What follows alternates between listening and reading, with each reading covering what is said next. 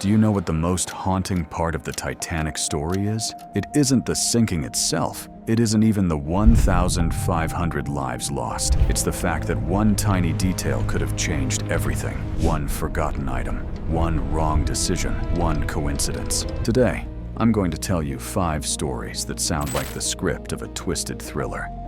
But all of this actually happened. We've got a drunk baker who survived hours in freezing water. A key that could have saved everyone. And the answer to the question, why isn't there a single human bone left around the shipwreck? Grab your popcorn. You're in for a ride. The first story begins with a bottle of whiskey. April 14th, 1912, approximately 11:30 p.m. On the Titanic, there is a man named Charles Jugan, the ship's chief baker. Picture this, you've spent the entire day in the bakery, making tons of bread for first class. You're exhausted and just want to unwind. Jugan goes down to his cabin and does what many sailors of that time did. He cracks open a bottle of whiskey. Sounds like the start of trouble, right? But here's the catch. This decision is going to save his life. At 11:40 p.m., the Titanic hits the iceberg. 2.5 hours later, the massive ship goes under.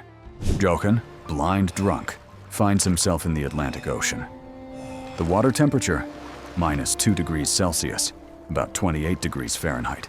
Think about that for a second. What happens to a human in water like that? Shock, hyperventilation, panic, muscles stop responding. Medical experts say the average person loses consciousness in 15 minutes. Death follows in 30 to 45 minutes, tops. Charles Jugan treaded water in that icy grave for over 2 hours. How? This is where the magic happens. Alcohol, though never recommended in critical situations, acted as an antidote to the cold shock. The whiskey dilated his blood vessels. Usually, vessels constrict in the cold. Blood retreats from the limbs to the heart and brain, and you quickly lose control of your body. But Jugan's vessels remained dilated. The blood kept circulating. Yes, he was losing body heat faster, but his body didn't go into the fatal spasm that killed everyone else. Plus, and this is key, the alcohol suppressed his panic response, while people around him were screaming, drowning, and draining their last reserves of energy.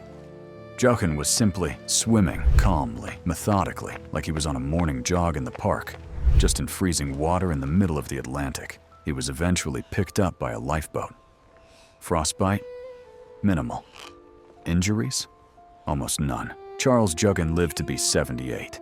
Until his dying day, he told this story at parties. And rumor has it, he always kept a bottle of that same whiskey in his bar. Irony of fate, isn't it? A drunk man survives where the sober die in droves. All right, now let's talk about the tragic little detail that might have caused the catastrophe. About one forgotten key. Yes, you heard that right. An ordinary, metallic, unremarkable key. There was a second officer named David Blair, an experienced sailor, a pro. He was assigned to the ship early during the prep phase. Blair was given custody of the key to the locker, housing the binoculars for the lookouts in the crow's nest, that platform on the mast where they watched for danger ahead. But at the last moment, literally the day before departure, a shakeup occurs. The company changes the officer roster. Blair is taken off the Titanic. Imagine, you've packed your bags, mentally prepared for the voyage, and suddenly you're told, sorry, you're no longer needed. Blair leaves the ship in a hurry. He's upset, he's rushing. He grabs his personal belongings and puts the key to the binocular locker in his coat pocket. Yes, in his pocket, and forgets about it. The ship sets sail. The lookouts in the crow's nest, Fred Fleet and Reginald Lee, realize they have a problem.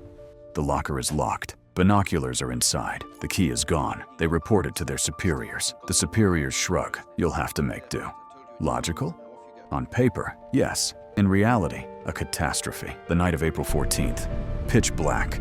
Moonless. The ocean is like a black mirror. In these conditions, icebergs are only visible at very close range, when it's already too late. Without binoculars, visible at about 500 meters. With binoculars, visible up to 2 kilometers away. Fleet is scanning for danger with the naked eye. At 11:39 p.m., he sees something ahead, a dark silhouette, massive. He rings the bell 3 times, the danger signal. He screams into the phone, "Iceberg, right ahead!" From the moment of spotting to impact, 37 seconds pass. After the disaster, Fleet was questioned at the official inquiry. He was asked, would binoculars have helped?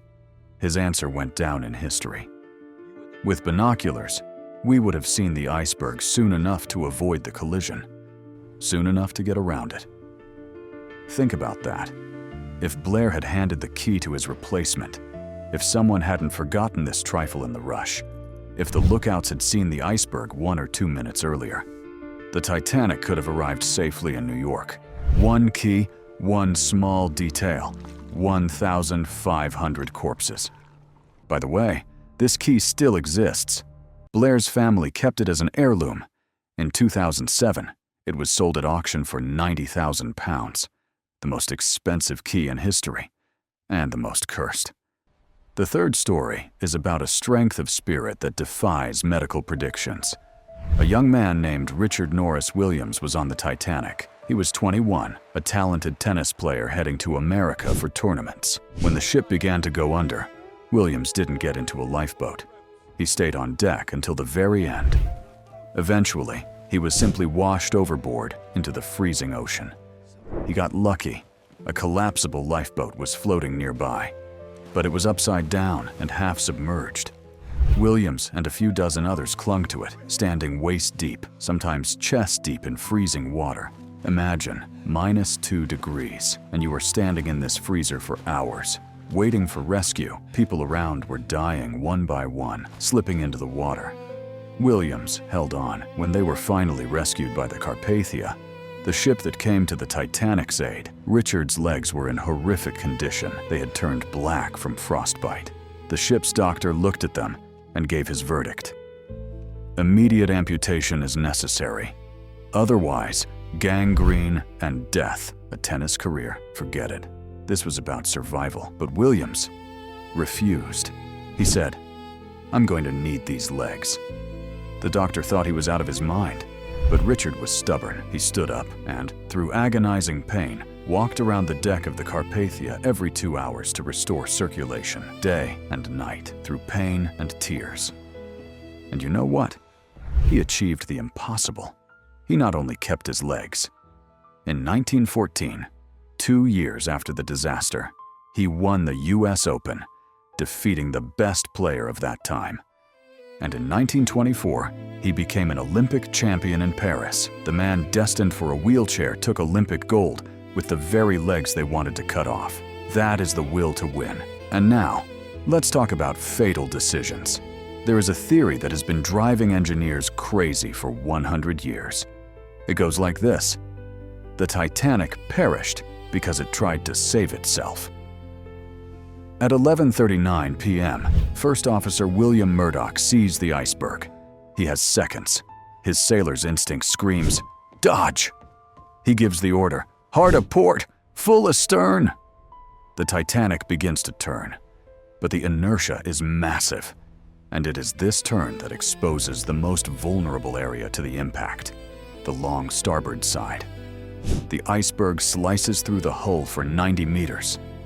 6 compartments are breached. The ship is doomed. Now imagine if Murdoch does nothing.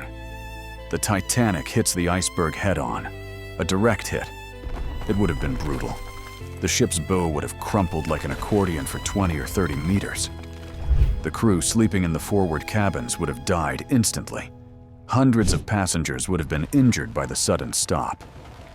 But the Titanic was designed to withstand the flooding of the first 4 compartments.